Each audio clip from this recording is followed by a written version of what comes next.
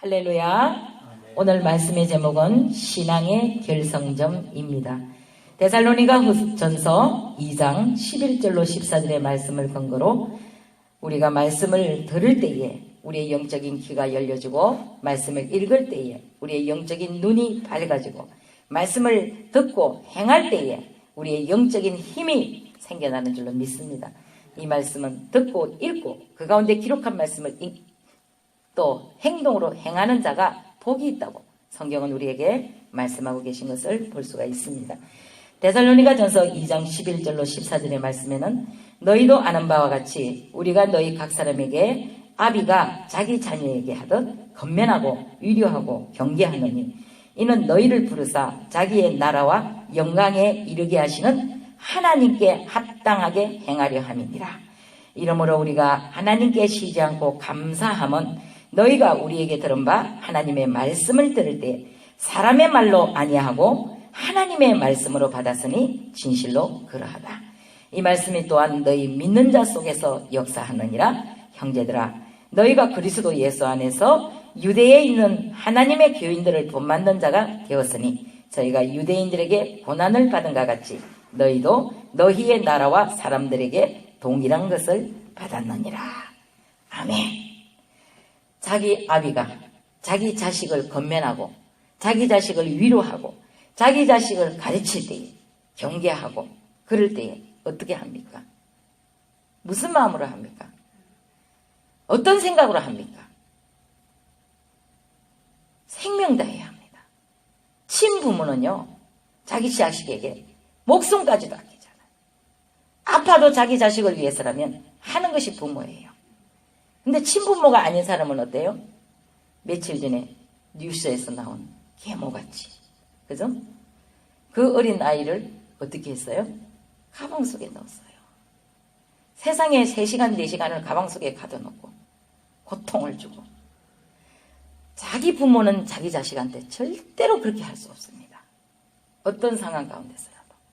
그 아이가 갇혀있는 가방 속에서 고통을 당하고 그 속에서 부르짖고 그 속에서 얼마나 괴로웠겠습니까? 그러니까 자기 부모가 아니니까 어때요?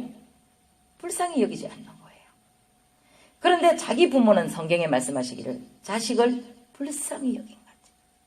하나님도 우리를 그렇게 불쌍히 여기신다는 사실을 잊지 마십시오. 하나님이 우리를 불쌍히 여기시지 않으면 인간은 스스로 살아남을 방법이 없어요. 살아갈 방법이 없어요.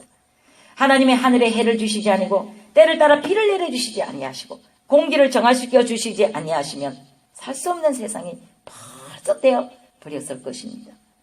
지금은 온 지구가 코로나로 인하여서 고통 속에서 예배를 예배드리고 드리지 못하는 가운데 많은 사람들이 모인 가운데 나갈 수가 없는 이런 정말 안타까운 실정 속에서 우리가 예배를 드리고 있습니다만, 그러나 오늘 성경은 우리에게 말씀하십니다. 죽도록 충성하라는 거예요. 어디까지 충성하라고요? 죽을 때까지 충성하라는 것입니다. 죽음이 우리를 엄습할지라도 우리는 그것에 두려워하거나 무서워할 이유조차 없다는 사실입니다. 예수 그리스도 안에서라면은 우리가 얼마든지 그분을 본받아서 그분의 말씀에 잇대어 살아갈 수 있게 되는 줄로 믿습니다. 세상의 스포츠 경기에서도 결승점에 골이 나는 것이 굉장히 중요하지 않습니까? 오늘 말씀의 제목은 신앙의 결승점입니다.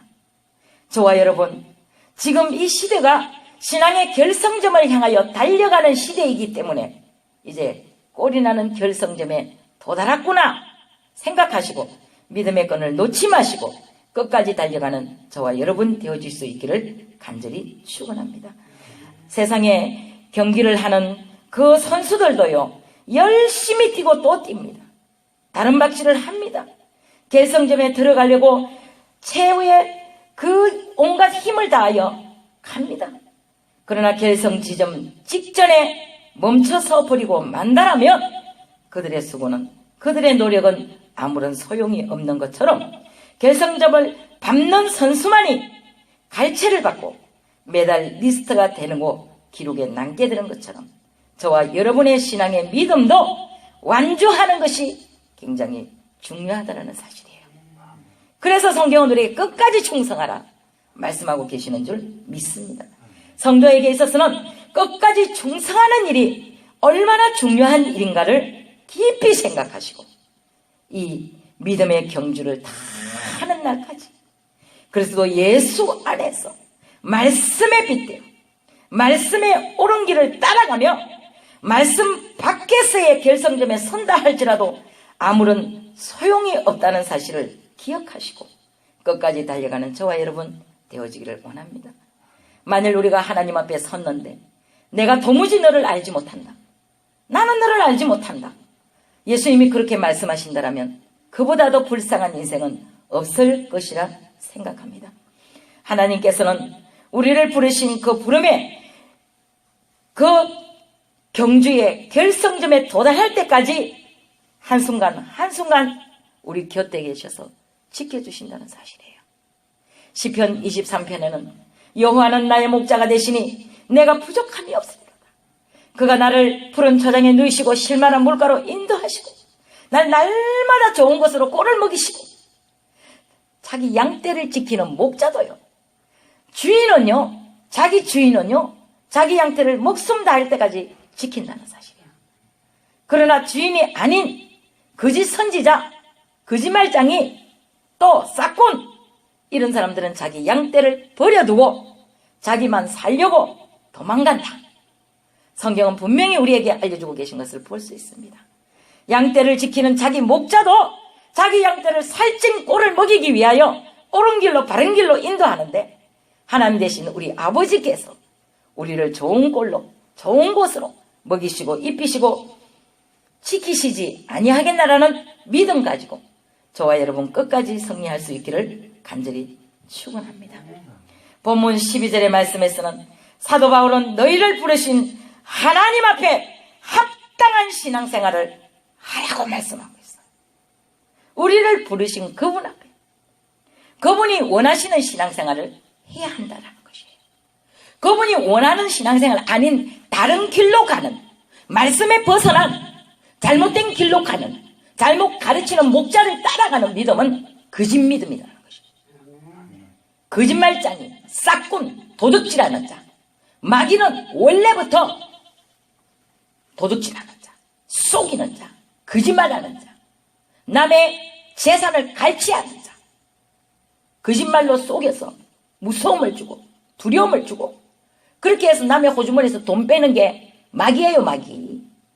이와 같이 싹군 목자도 자기 양떼라고 생각하지 않고 목숨을 걸고 지키는 그런 목자가 아닌 목자는요 무엇에만 관심 있는 줄 아세요? 그 사람 호주머니 속에 성도의 호주머니 속에 있는 돈만 관심 있어요. 그 사람 생명에는 전혀 관심 없습니다. 죽고 사는 문제는 하나님 손에 달렸는데 그것을 다른 것으로 연결을 시켜요. 그러면서 두려움을 줍니다. 협박을 합니다. 이것이 세상의 무속인들하고 다를 것이 뭐가 있겠습니까? 그죠? 저와 여러분 목자의 음성을 듣고 따라가는 사람은요 끝까지 책임져 주시고 지키신다는 사실을 기억하십시오. 하나님은 우리의 선한 목자가 되심으로 우리를 푸른 초장과 맑은 시냇물가로 날마다 인도하신다는 사실을 기억하시고 신앙의 결성점을 향하여 달려갈 수 있는 저와 여러분 되어져야 할 줄로 믿습니다. 사도 바울의 고백처럼 너희를 부르신 하나님에게 합당한 신앙생활을 하게 하려 함이니라. 하나님이 요구하시는 신앙생활을 하시기를 원하시는 줄로 믿습니다. 신앙의 경주를 시작한 사람들은요 이제 신앙이라는 출발 지점에서 저와 여러분이 하나님께서 부르신 그 영적인 경주의 출발 지점에서 부르신 그 순간이 시작되는 것입니다. 하나님께서는 우리를 부르신 그 이유가 무엇이라 그랬습니까? 바로 하나님을 찬양하게 하시기 위함이라. 만입이 내게 있어도 그 입 다 가지고 내 구주 주신 은총을 늘 찬송하겠습니다. 하나님이 우리를 부르신 그 영적인 경주의 출발 지점에 서신 저와 여러분 그 결성점을 향하여 달려갈 때에 우러나 자로나 치우치는 믿음 가지고 가서는 안 됩니다. 그리고 성경은 우리에게 말씀하시 뒤로 물러가는 것은 하나님이 기뻐하시지 아니하나니 하나님이 기뻐하시는 신앙은 뭐라고요? 앞으로 전진하는 신앙이라는 거예요. 뒤로 후퇴하는 신앙이 아니라는 것이에요. 뒤로 후퇴하는 신앙은 마귀가 기뻐합니다. 그러나 하나님이 기뻐하시는 신앙은 뒤를 보지 않아야 돼요. 뒤를 돌아본 소돔과 고모라 성이 멸망할 때에 뒤를 돌아본 그 롯의 아내는 소금기둥이 되어버리고 말았습니다. 세상의 재물에, 세상의 그 눈에 보기에 좋은 것 쳐다보다가 세상이 요구하는 게 무엇이며 무엇으로 나를 유혹하는지, 진짜 나에게 무엇을 주는 것이 나에게 유익이 되는지 그걸 잘 판단하시고 신앙생활 할 때에 우리는 반드시 신앙의 꼬린 지점에 들어갈 때 잘했다 칭찬받고 면류관 받는 믿음으로 가게 되는 줄 믿습니다.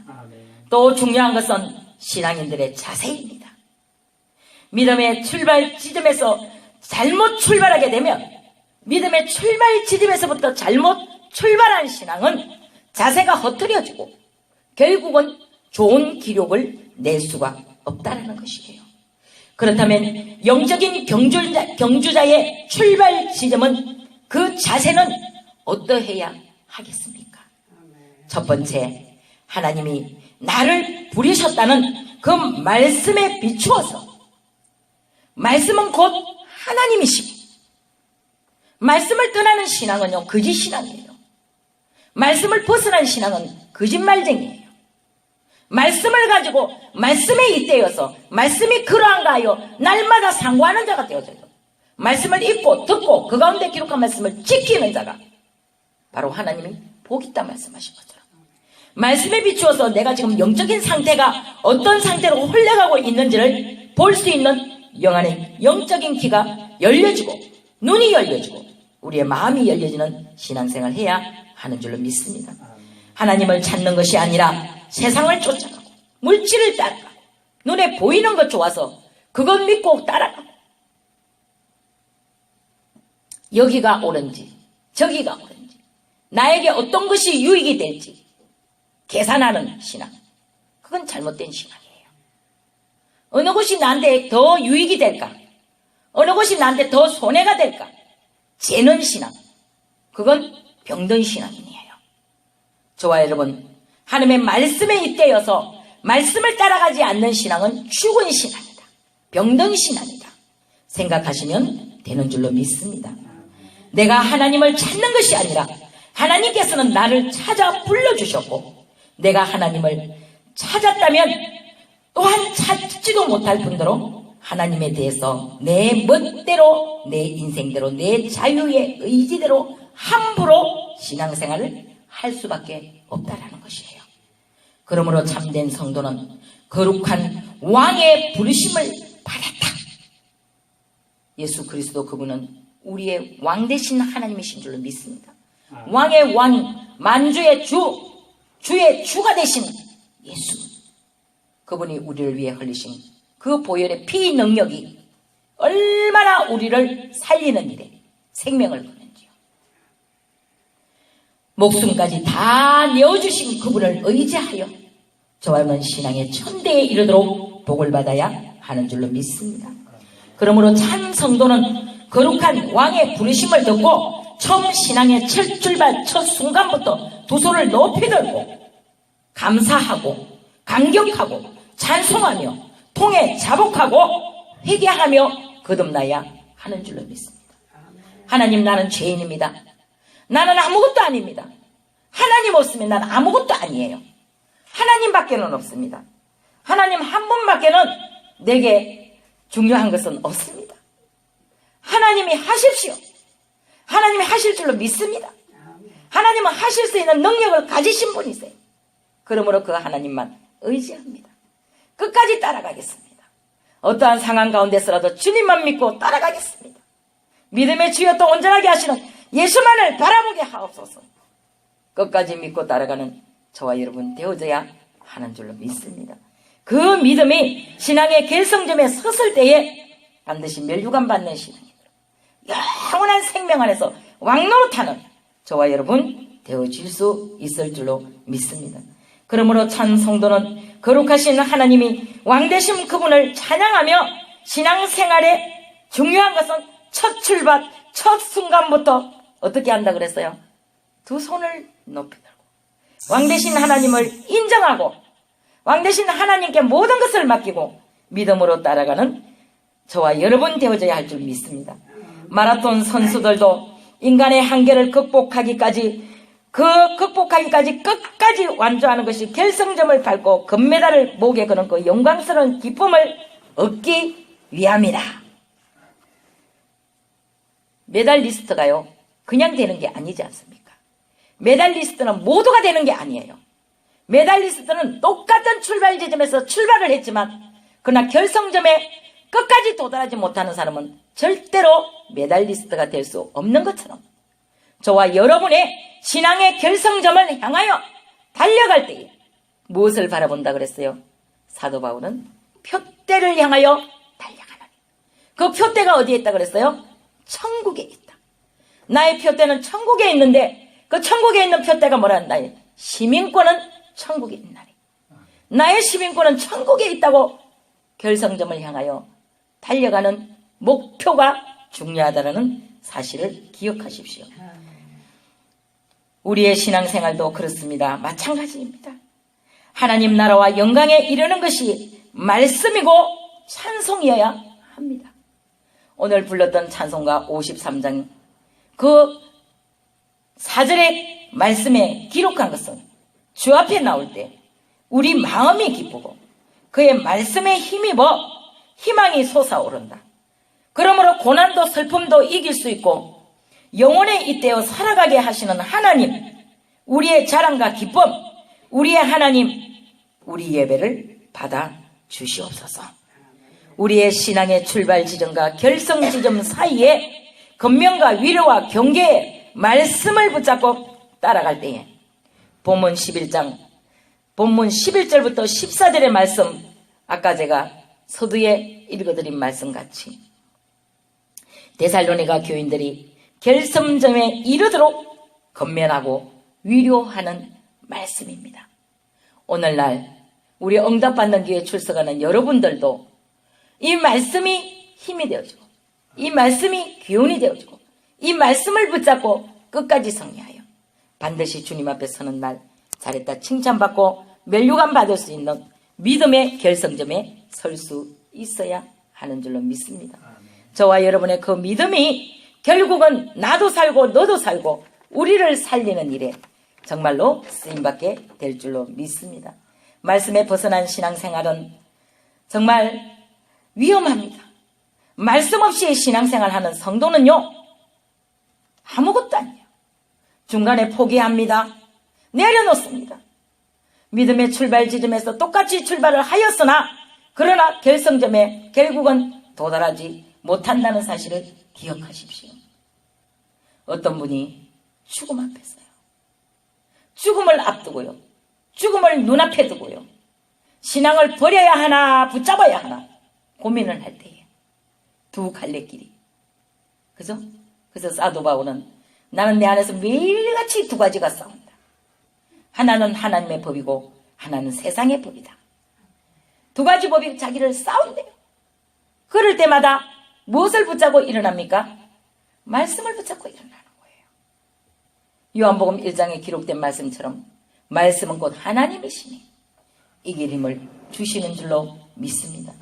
우리의 신앙의 경주도 마라톤 선수들이 중간에 포기하면 아무것도 없는 것처럼 신앙생활도 중간에 포기하면 장애물이 생겨서 내려놓을 수도 없고 붙잡을 수도 없고 이런 신앙인이 되어버리고 만다라면 그 신앙은 죽은 신앙이요 병든 신앙입니다. 기억하세요. 우리의 신앙은 반드시 하나님 앞에 설 때까지 죽도록 충성하라 인 줄로 믿습니다. 기도합니다.